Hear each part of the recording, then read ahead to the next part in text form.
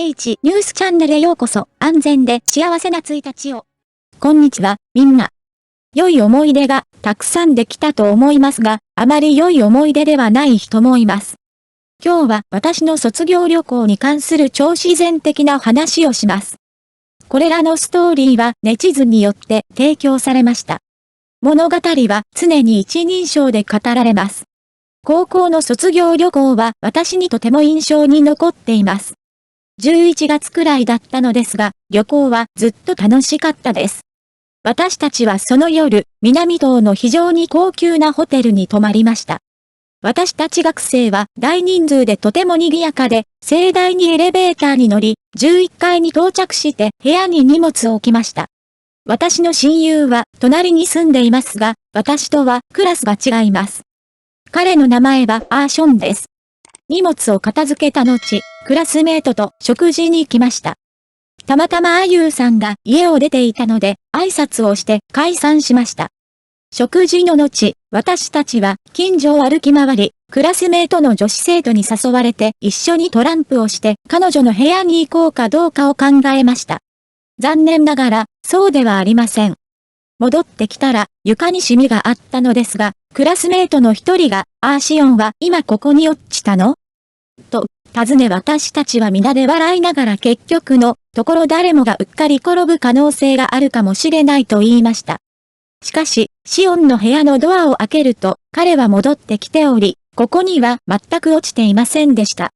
誰もがそれを少し奇妙だと思いましたが、あまり注意を払いませんでした。こうして私たちは楽しい卒業旅行の時間を過ごし続けています。これは嫌すぎる。幸いなことに、ここはまだ高級ホテルですが、実際には誰もがそんなことを無視して先に進みます。私たちがアオスの部屋の前を通りかかった時、彼がすでに外出したことを誰もが知っていたので、まだ退屈して走ってドアをノックし、ノック、ノック、ノック、そして非常に早くノックする人々がいました。若い時は愚かな行動をするのは簡単です。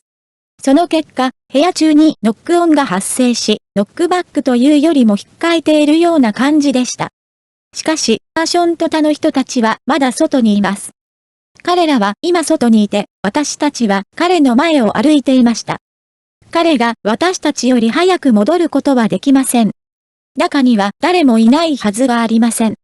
それで私たちは再びドアをノックしました。ノック、ノック、ノック。そしてドアを引っかく音が再び緊急かつ早く聞こえました。この時私たちはびっくりしました。最初に思ったのは、ひょっとして泥棒ではないかということでした。すぐに先生とホテルの人を呼びました。侵入した時は何もありませんでした。この時、先生は私たちにあまり考えずに早く部屋に戻るように言いました。結果的に異常は見つからなかったものの、その異様な音と状況は未だに私たちの心に謎を残しました。おそらくこれは卒業旅行の最も忘れられない思い出の一つです。みんなが片付けをして寝る準備をしていると、突然、床が汚いと言っていたクラスメイトが大声で叫び始めました。私たちの何人かは彼を抑えることができず、彼は大人の男性のように泣き続けました。私は急いで自分のを外して彼のためにそれをかけました。そして彼はゆっくりと正常に戻りました。すぐに先生に報告したところ、生徒は両親に連れ戻されました。後で知ったのですが、アオスの部屋で二人の間で口論があり、一人が何かを持ってもう一人を追いかけたそうです。ドアには安全ロックがついていたため、逃げようとした男は逃げることができず、泣き叫んでドアを掴みましたが、それでも運命の暗殺から逃れることはできませんでした。しかし、救急車で搬送された際、廊下には血が一滴落ちており、それが取れなかった血痕だった。これは真新しい小さなユニットです。あなたがうまく反応すると、ラオワンはよくあなたと一緒に超自然的なビデオを見るでしょう。こんにちはダーインに関する超自然的なビデオを見ます。読んだ後はぜひメッセージを残して感想を伝えてください。おそらく、そのような話は夜の注意力を高め、超常現象への好奇心を刺激するでしょう。この超自然的な旅をお楽しみください。宣伝用ですか？それともポストプロダクションですか？それとも本当に仲の良い兄弟なのでしょうか？ラオワンはそれが本当だと思っています。なぜなら私は良い兄弟の写真を撮ることができると信じているからです。私の友人が実際に写真を撮ったので、それを信じています。どう思いますか？次に、老王が2番目の超自然的な話をします。私が通っていた学校は幼虫学校です。その学校の卒業旅行の日程は毎年全く同じです。今定か開くデーに行きます。特に斬新なものはなく、いつも剣府山に行きます。もちろんです。彼らは同じホテルに滞在します。物語はそのホテルから始まります。そのホテルは高尾にあります。旅行者がホテルで奇妙なことに遭遇するのは当然のことです。ホテルはピャオがよく訪れる場所でもあります。もちろん、彼らはホテルに一晩滞在することもありますが、通常は2人、4人、または8人用の部屋があります。私たちの部屋は4人用に手配されており、日中たくさん仕事をした後、夜はホテルで休息しました。先生は礼儀だからといって、部屋の外ではスリッパを履かないように特に注意しました。その夜、部屋で話をしていると、突然廊下から足音が聞こえてきたのですが、部屋のスリッパが勝手に動いてしまいました。この時点で私たちは皆悪感を感じて心配し始め、夜の休息も不安になりました。おそらく、この超常現象は特定の場所ではまだ説明できない謎になっているのかもしれません。先生は、これは礼儀であり、それを厳守してほしいと言いました。もちろん、トラブルはトラブルですので、先生の言うことは必ず聞かなければなりません。そしてその夜、私たちのクラスだけでなく、他のクラスや他の学校の生徒たちにも特別に告げられました。その夜、私たち少年4人はあらゆることについておしゃべりし、11時を過ぎるまで誰も部屋から出ませんでした。突然先生から電話があり、夜食を食べに会館に行くように言われましたが、会館に行ってみると誰もいませんでした。急に罰が当たったような気がして、先生に電話しましたが、先生は電話してないと言われました。電話機の前には床から天井までの大きな窓があり、1階なので白枠の透明なドアがあり、そのドアの中に髪の長い女性がはっきりと立っている。当時はまだ理髪が禁止されていたため、彼を見れば学生ではないことがわかります。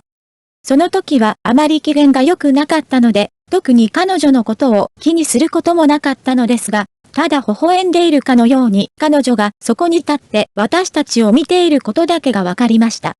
部屋に戻った後、冷たい空気を感じました。ふと思ったのですが、あなたが部屋に入った時に彼らはドアをノックしましたか？私はすぐにクラスメイトにドアをノックしましたか？と尋ねました。いや、神様。3人全員がノーと答えた。私は室長なので責任の所在はわかっているはずですが、今回の出来事に戸惑いました。おそらく笑顔の女性はただの幻想だったのかもしれないが、冷たい空気はこの夜が平和ではないことを思い出させてくれるようだった。最初にクラスメイトに鍵を渡した後、私はその場に残って先生の指示を聞いていたため、クラスメイトが先に上がり、私が遅れて到着しました。論理的に言えば、ホテルに泊まるときは、部屋に入るだけでなく、まずドアをノックし、お騒がせして申し訳ありません、という必要があり、トイレを流す必要があり、靴をきちんと履かないようにする必要があります。それ以外はできればお風呂上の電気も消さない方がいいですし、1年を通して日光が当たらない場所は影が最も重い場所です。これらのマナーは、私が外出する際には必ず行うことです。ドアをノックする暇もなかったので、お騒がせして申し訳ありませんと空気に向かって言いました。私は他の部分をやるようにクラスメートを説得し、それから明日のスケジュールをもらうために先生を探しに出かけました。その時間はほぼ11時半か12時近くでした。薬を飲み終えて部屋に戻ると、クラスメイトたちはすでに電気を消して寝ていました。私がベッドに入ると、隣で寝ている人が私の近くで寝続けました。でも、エアコンが強すぎるからなのか、それとも別の原因なのかわかりませんが、彼が近くにいるのにとても寒く感じます。そこで私は目が覚めて、呆然と天井を見つめました。この部屋にはダブルベッドがあり、私たちのベッドはバルコニーの壁に面しており、もう一台のベッドはトイレの近くにあります。ふと別のベッドが目に留まり、その上にぼんやりとした人影があったので、はっきりと見ようとしたが、それは女性の影だった。このベッドにはクラスメートと私だけのはずなのに、ドキドキしてしまいます。恐怖で目を丸くしましたが、その女性の姿が影の中でわずかに微笑み、そして静かに消えていくのが見えました。私は一晩中眠れず、このビジョンを見て私はひどく混乱し、不安になりました。おそらくこの旅は私にとって忘れられない超自然的な体験となるでしょう。クラスメートの一人が実際に喫煙しているのを見ました。その時私は何も言わなかったのですが、隣で寝ていた人が突然首をかしげて起き上がりました。彼は無遊病ですか？彼は突然私に顔を向けましたが、何も話さず、まるで無遊病のようでした。私はそれを真剣に受け止めず、天井を眺めながら明日の乗り物をどうやって遊ぶかについて考え続けました。そんなことを考えながら眠りについた。突然隣のクラスメイトがまたやってきた。あまりの寒さに耐えきれず、また冷たくなって彼を突き飛ばしてしまいました。私は目が覚めた。呆然としていると、誰かがバルコニーから入ってくるのが見えました。あなたも眠れないの？と言っても誰も返事をしてくれませんでしたし眠いのか何かもわからず浮いているような感じでした。座ってトイレに行きたいです。突然、体が動かなくなってしまったのですが、もしかしたら幽霊に押さえつけられているのでしょうか？幽霊に抑圧されている時の対処法が何百も頭の中に浮かび、一つ一つ試してみました。しかし、まるで目に見えない力が私の動きを妨げているかのように、私は無力さを感じました。物陰の中で、バルコニーからの影がゆっくりと近づいてくるのが見えました。彼の目には少し奇妙さが含まれていました。心臓の鼓動は徐々に速くなり、この無力感を払拭したいと懸命にもがきました。おそらくこの瞬間、夢と現実の境目が曖昧になり、理解できない不思議な体験に陥ったのでしょう。でも効果はなく、とても疲れました。ゆっくりとまた眠りに落ちました。次の日目が覚めると、ただの悪夢かと思いましたが、床は誰かが踏んだかのように非常に汚いことに気づきました。2つのベッドの間のベッドサイドテーブルの上に灰皿があることに気づきましたが、灰皿は無傷で触れられていませんでした。私が起きて身支度を整えていると、集合時間が近づいてきたので、他の生徒も続々と起きてきました。タバコを吸ったクラスメートはシャオリンという名前だったので、シャオリンに、昨日はタバコを吸わなかったの？と尋ねました。シャオリンは私がタバコを吸わないと言った。私はもう一度言いました。くそー、誰にどう言えばいいのかわかりません。シャオリンの隣で寝ている人の名前はシャオちゃんです。シャオちゃんはとても驚いて、シャオリンに、タバコを吸うの？と言いました。私は再びシャオちゃんに会話を移し、シャオちゃん、なぜ昨夜寝ている途中で私を見ていたのですか？と言いました。シャオちゃんは一体何を求めて私を見ているのだろうかと首をかいた。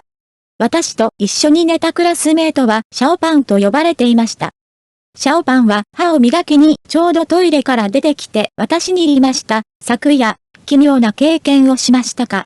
私は唖然として何が起こったのか尋ねると、シャオパンはこう説明しました。昨夜、彼は部屋の温度が急激に下がったのを感じ、奇妙な音が聞こえました。私の夢に限らず、皆さんも同じような不思議な体験をしていることに驚きました。この卒業旅行の裏には、どうやら説明のつかない不思議な出来事があったようだ。シャオパンの言葉に私はさらに混乱し、口を大きく開けて話すのをためらいました。私は太っちょに尋ねました。昨日は全く隣にトランプをしに行ったわけではありません。一晩中ここで寝ていただけです。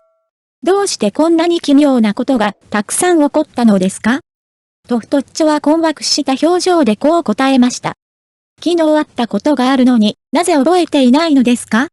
まるで理解できない迷路に閉じ込められたような気分の震えが強まりました。学生たちは昨夜の経験を互いに比較しましたが、全員の記憶に奇妙な違いがあるようでした。部屋の散らかり具合、灰皿の存在、そして目が見える無有描写のせいで、真実を明らかにすることは不可能です。私は最終的に、この問題については、あえて深く掘り下げず、沈黙を続けることにしました。卒業旅行の最終日、いつものように楽しく笑い合った二人だったが、あの夜の謎は心の奥底に潜んでいた。ホテルを出て部屋を振り返ると、昨夜の影がまだ残っているかのように、バルコニーのドアがわずかに開いていました。超常現象に対する私の理解はますます曖昧になっているようで、卒業旅行の記憶はこの奇妙な夜によって私の魂に深く刻み込まれています。皆さんの安全でスムーズな卒業旅行を祈っています。メッセージボックスには他にも超常現象の物語がたくさんあります。一番下までスクロールしてご覧ください。超自然的な物語に遭遇したことがありますか？次回を愛しましょう。